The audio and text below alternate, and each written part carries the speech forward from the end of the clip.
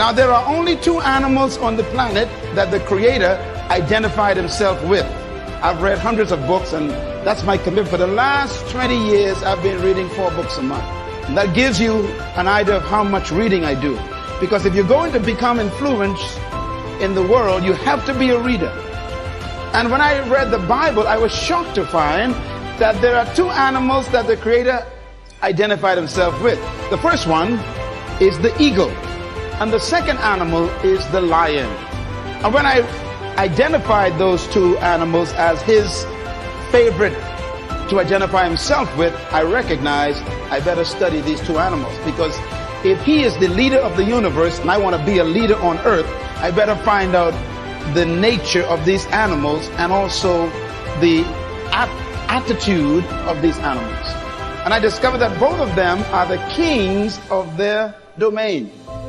The eagle is the king of the bird kingdom, and the lion is the king of the animal kingdom.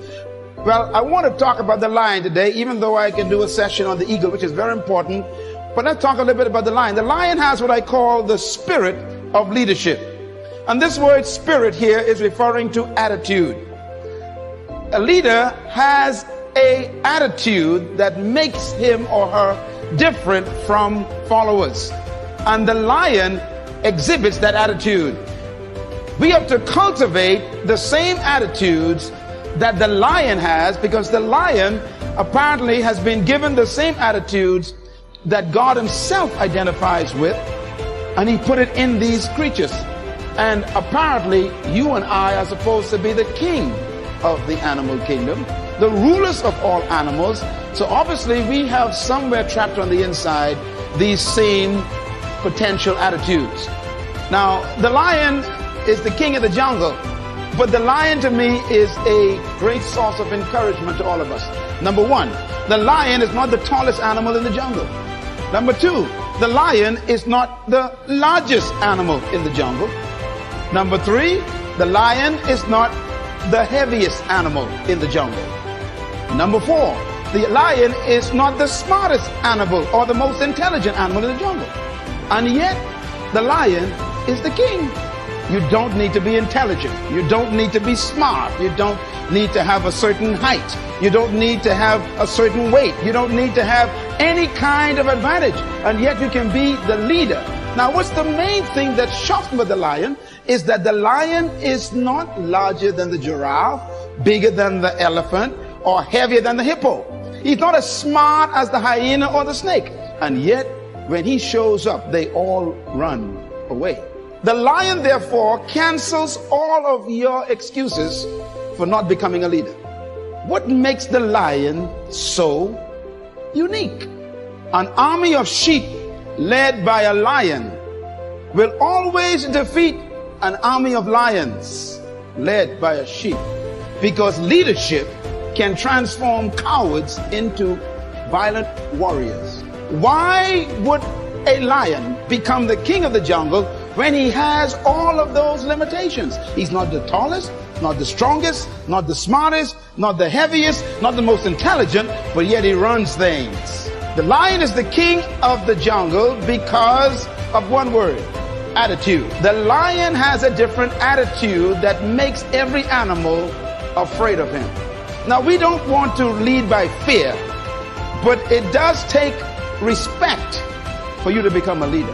When I use the word fear in the jungle, we're talking about respect. The elephant respects the lion. The hyenas respect the lion. The giraffes, they respect the lion. What makes these massive animals respect such a small cat? The attitude is the difference.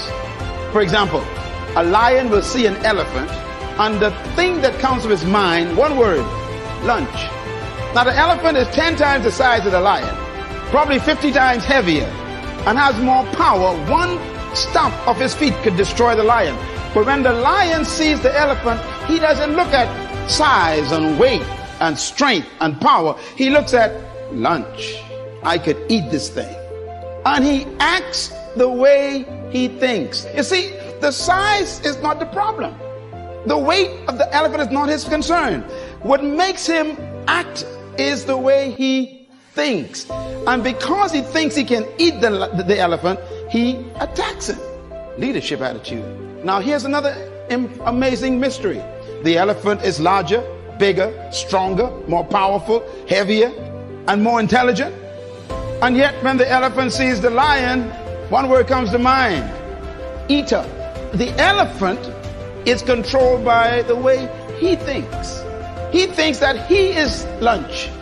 Therefore, his size, his weight, his power, his might, his authority is a victim of the way he thinks. It doesn't matter how big you are, how intelligent you are, how many degrees you get. It's your mind that keeps you small.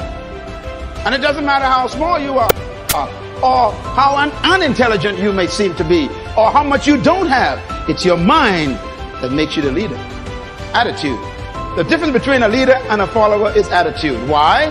Because it is unique attitudes that distinguish leaders from followers. They think differently. And that's because attitudes produce certain behaviors.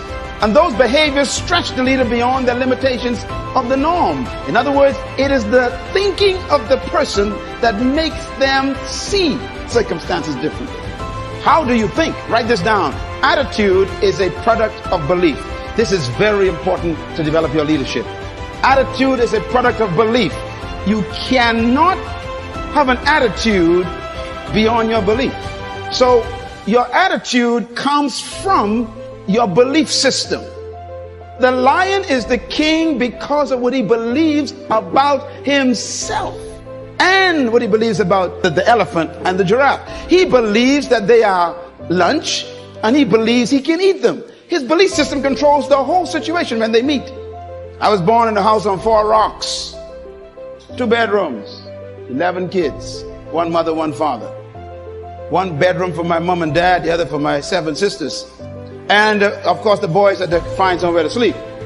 I remember sleeping on a mattress on the floor. I remember sleeping one time on a mat, and that sheet never kept the mosquitoes out. All around me was poverty, but we didn't know that because everybody was poor.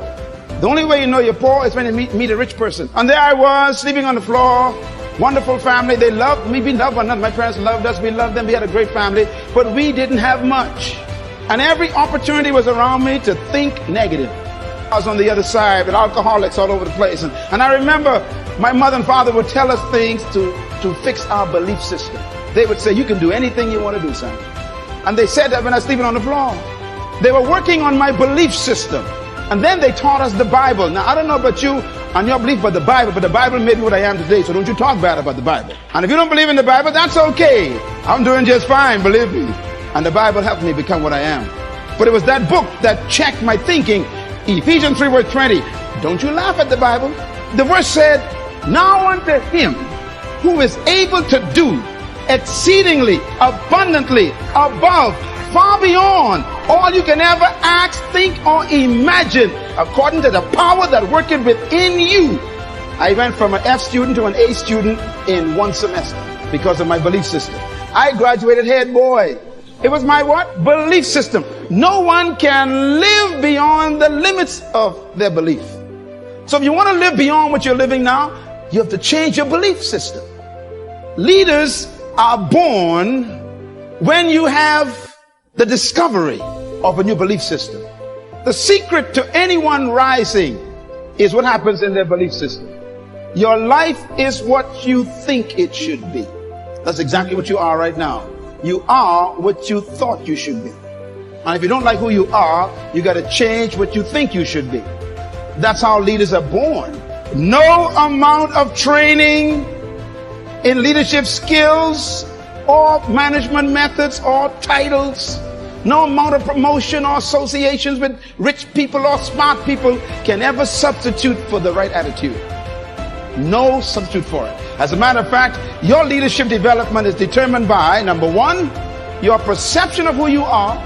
Number 2, by why you think you exist. And number 3, these are very important, your sense of significance. I am giving you my secret to life right here. What brought me from the floor to flying my own jet is these simple statements here. You got to first change your perception of who you are. And that starts with a belief system. Secondly, you must change your perception of why you think you exist. And number 3, your sense of significance, your perception of who you are. You've got to change it. And most of our perceptions are other people's concepts of us, and therefore we don't have self-concept, we got other concept. What is your perception of who you are? And the second one, why do you think you exist? You got to discover that you were born for something, some reason. There's some purpose for your life. If you don't discover that, you'll always have a job, and we'll bury you in an average grave with an average tombstone. Discover that you are important to the human race. You are important to the world. You are important to your universe. When I had to grapple with that question, it was tough.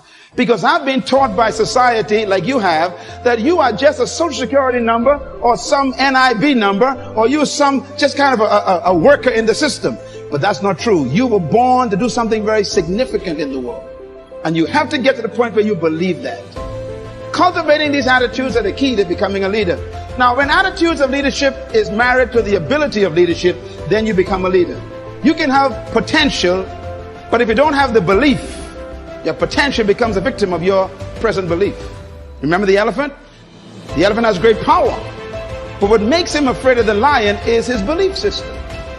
So your mentality has to be equal to your ability for you to manifest leadership. You do have the ability, you were born with it, to be a leader, but your mentality hasn't matched it yet. And that's why all of your capacity to lead is buried under your lack of belief that you can. Belief is so powerful, it can make an elephant act like a sheep in the presence of a lion. You know, normally people who are insecure, whenever they meet somebody who is confident, they always call the confident arrogant. When you discover who you are, you can't help but be confident. I don't pretend, I don't try to have confidence. If you try, that means you ain't got it. You're faking it. Confidence is a product of belief. What you believe about yourself determines the way you think about yourself, and the way you think about yourself is the way you behave. And you behave bold and confident and valid because there's some things you discovered about you and about life that makes life change a perception. You can never fully carry out the mandate of leadership if you don't have the mentality of leadership.